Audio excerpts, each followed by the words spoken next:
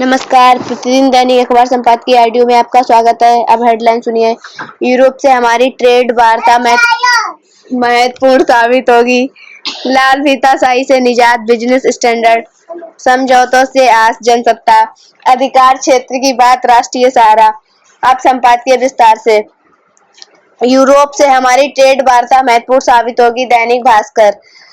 European आयोग की अध्यक्ष की 20 आयुक्तों के साथ भारत में 2 दिवसीय ट्रेड वार्ता अनायास नहीं है। संकेत है कि भारत और आयोग दोनों मजबूत ट्रेड बॉन्ड्स के लिए तैयार होने के उद्देश्य से यह बैठक कर रहे हैं, जहां भारत को छोड़कर ब्रिक्स के सभी 4 प्रमुख सदस्यों ने डब्ल्यूटीओ में ईयूए के खिलाफ मुकदमा कर रखा है। वहीं भारत इस आशा में है कि उसके बाद ईयू का फ्री ट्रेड एग्रीमेंट संभव हो सकेगा। ट्रंप की चुनौती के बाद यूरोप को ट्रेड के नए रास्ते अपनाने होंगे। पहले फ्रांस के राष्ट्रपति और फिर ब्रिटेन के पीएम का अमेरिका जाकर ट्रंप से मिलना महत्वपूर्ण है। ट्रंप ने उन्हें कोई आश्वासन नहीं दिया, न ही ब्रिटेन या फ्रांस ने अपने रवैये में कोई लचीलापन दिखाया। ब्रिटेन ने रक्षा बजट जीडीपी का 2.5% करने और जल्द ही 3% तक बढ़ाने की बात कहकर अमेरिका को चुनौती दी है। फ्रांस भी लगातार ईयू के सदस्य देशों से मिलकर यूक्रेन को हर संभव मदद देने की बात कर रहा है। थोपे गए युद्ध को कराते यूक्रेन के राष्ट्रपति का अमेरिका में झुककर खनिज बेचने का समझौता ईयू के सदस्य देशों को हजम नहीं हो रहा। चीन पर भरोसा नहीं है, लिहाजा भारत ही एक ऐसा बड़ा देश है जहां से ट्रेड में लचीलापन लाकर व्यापार किया जा सकता है। ईयू जानता है कि भारत को भी मैन्युफैक्चरिंग सामान के अलावा कृषि उत्पाद के लिए बाजार की तलाश है। लाल फीताशाही से निजात, बिजनेस स्टैंडर्ड। प्रधानमंत्री नरेंद्र मोदी ने विनिमय आयोग का गठन करने प्रधान की अपनी सरकार की प्रतिबद्धता को दोहराया है। इसका उद्देश्य मौजूदा नियमों में कटौती करना और नए निवेश के लिए अनुकूल माहौल तैयार करना है। पुराने नियमों को हटाने के बाद कुछ सप्ताह पहले संसद में पेश की गई आर्थिक समीक्षा और केंद्रीय बजट में भी कही गई थी। अब महत्वपूर्ण बात यह है कि विनियमन का काम जितनी गहराई से और कितने टिकाऊ स्तर पर किया जाएगा। जन विश्वास नामक एक विधेयक पहले ही पारित किया जा चुका है, जो कुछ नागरिक अपराधों की आपराधिकता को समाप्त करता है। वादा किया गया है कि ऐसा ही एक अन्य विधेयक लाकर तकरीबन 100 छोटे-मोटे अपराधों की आपराधिकता समाप्त की जाएगी। उनकी जगह जुर्माने की व्यवस्था की जाएगी। ये अहम कदम है, परंतु इनकी बदौलत दृष्टिकोण में बदलाव नहीं आएगा, बल्कि दशकों से बनी दमनकारी राज्य मशीनरी के दंडात्मक पहलुओं को कम किया जाएगा। समझौते से आस जनसत्ता।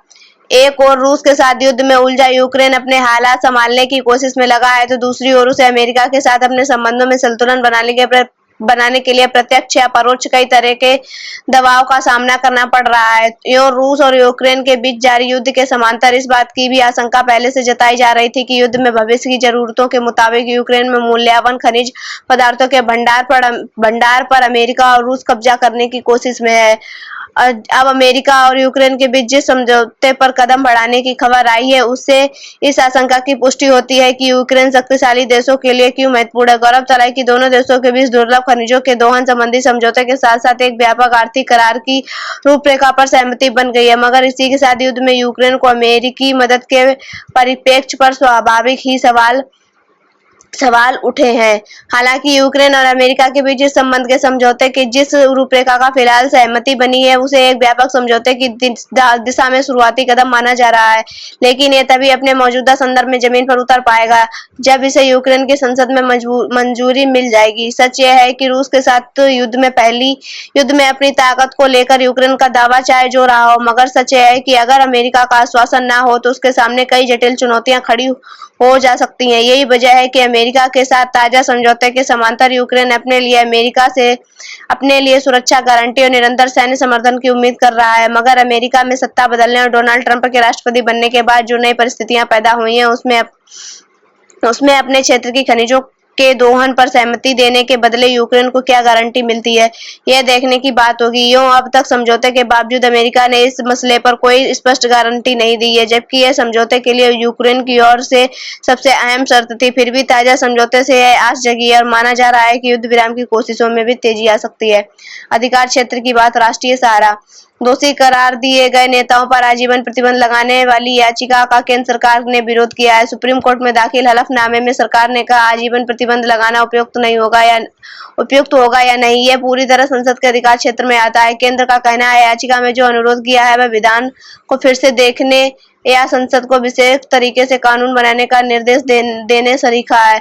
दागी नेताओं के बचाव में मोदी सरकार यूं ही नहीं नजर आ रही, उसके 39% मंत्री भी दागी हैं। 2009 की लोकसभा में केवल 30% दागी नेता थे, जबकि 2024 में यह बढ़कर 46% हो चुका है।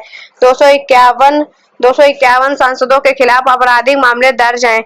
इनमें भी 27 सांसदों को अदालतों द्वारा दोषी करार दिया जा चुका है। केरल, तेलंगाना, ओडिशा के 95, 82, 76% दागी हैं, तो उत्तराखंड, बिहार व बंगाल के 71, 53, 52% दागी सांसद हैं। ऊपर हिमाचल व महाराष्ट्र के आधे यानी 50% सांसद दोषी हैं। बहरहाल जनप्रतिनिधित्व अधिनियम 1951 की धारा 8(1) के तहत अयोग्यता की अवधि दोष सिद्धि की तारीख से 6 साल या कारावास के मामले में रिहाई की तारीख से 6 साल है।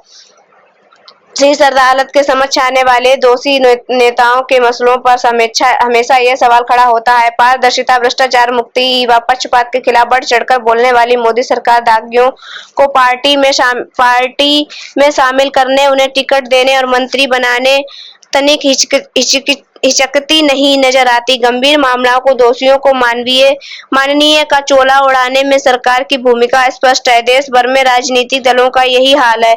यही कारण है इस गंभीर बात पर कोई चीख चिल्लाहट नहीं मचती। राजनीति में स्वच्छ छवि वालों का टोटा होता जा रहा है। हालांकि सिर्फ राजनीतिक कीचड़ उछालने के लिए छद्म आरोपों का भी कम इस्तेमाल नहीं किया जाता, मगर त्वरित आरोपों को सुलझाने की व्यवस्था भी की जा सकती है। कानून बनाने वाले सम्मानियों का दोष मुक्त नजर आना बेहद जरूरी है। लोकतंत्र का अर्थ कदापि नहीं होना चाहिए कि सजायाफ्ताओं को देशवासी सम्मान देने को मजबूर हों। संसद का अधिकार क्षेत्र सर्वोपरि है, मगर सांसदों के चरित्र और दोष मुक्त होने के प्रति जवाबदेही राजनीतिक दलों की होनी चाहिए। धन्यवाद।